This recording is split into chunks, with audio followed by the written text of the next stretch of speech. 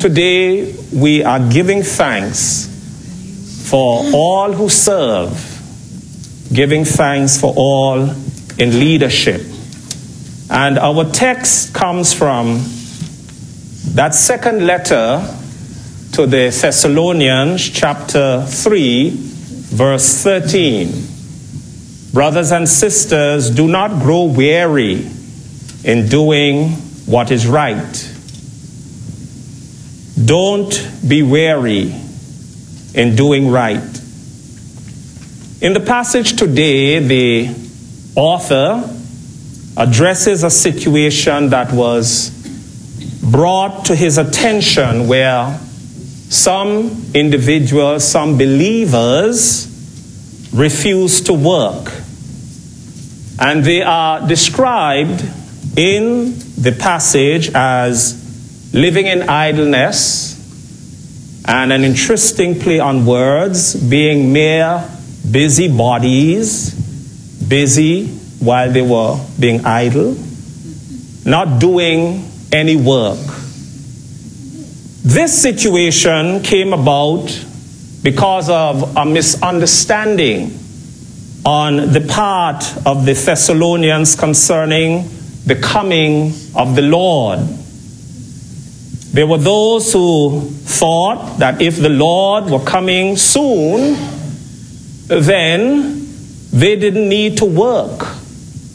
So instead of working, they began to rely on the generosity of others to sustain themselves. So there were those who continued to work while others did nothing. Sounds familiar.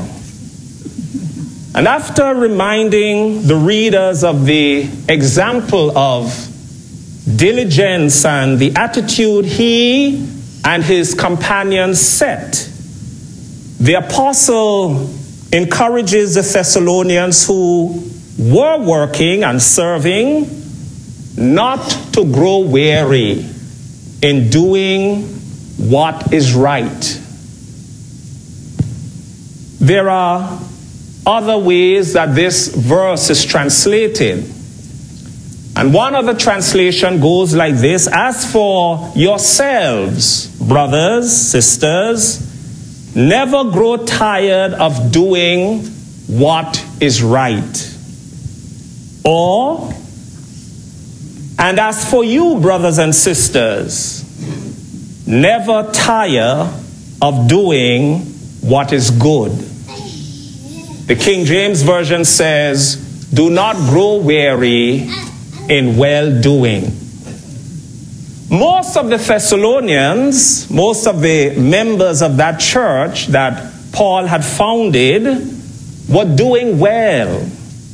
And when you read through the letters, you get the sense that Paul was pleased with them, but he recognized that they could become frustrated or lose their enthusiasm, especially as some were being lazy. The words of the text were therefore intended to fan the embers of enthusiasm and bring about encouragement to those who were laboring, to those who were working in the midst of a situation where some were toiling and laboring and others were being idle and living as mere busybodies. Do not grow weary in doing what is right or in well-doing. And I offer these words on this day to encourage you and remind you not to tire in doing good. Keep on doing the good that you are doing. Don't grow weary. Now, what are some things that can cause individuals to grow weary, say in the church, or wherever you may be laboring or working or serving? Now, here's a story, and it is a true story, related by Patsy Claremont about her son Jason. When he was 7, and this is Patsy speaking, I sent him off to school one day, and a little while later there was a knock on the door. And I opened the door, and it was Jason. I said, "Jason, what are you doing here?" He said, "I've quit school." I said, "Why have you quit school?" He said, "Well, it was too long, it was too hard, and it was too boring." I said, "Jason, you have just described life. Get back on the bus." End of story. Long, hard, boring. These are words that can affect our enthusiasm and the way we approach work or any form of service. People can grow weary over time. Usually, when individuals begin something, they do so with a burst of enthusiasm, a burst of energy, because it is new and they have just begun. After some time, there are those who begin to flag in their zeal. This is what it means to grow weary, to lose one's enthusiasm, to flag in one's zeal.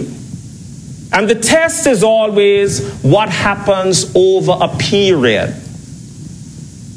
Are you in it for the long haul?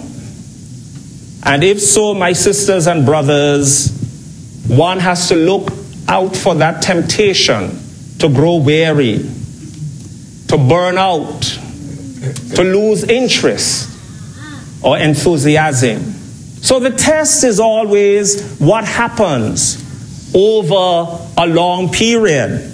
The longer individuals do something, the chances that growing weary might increase. Do the right thing, my friends, no matter how long it takes. Do not grow weary in well-doing. And people can grow weary because it is hard. The work might be difficult, requiring a lot of effort. And sometimes the apparent lack of results can make something seem hard.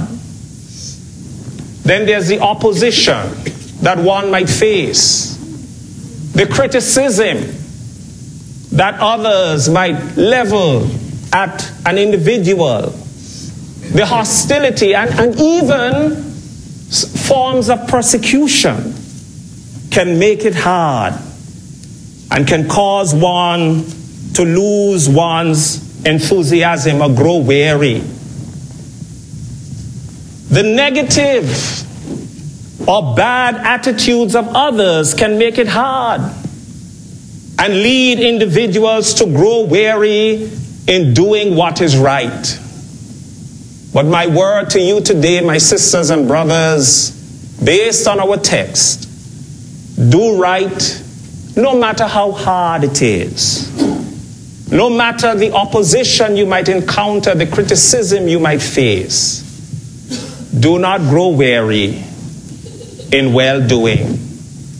And finally, based on what Jason said, people can grow weary because it is boring.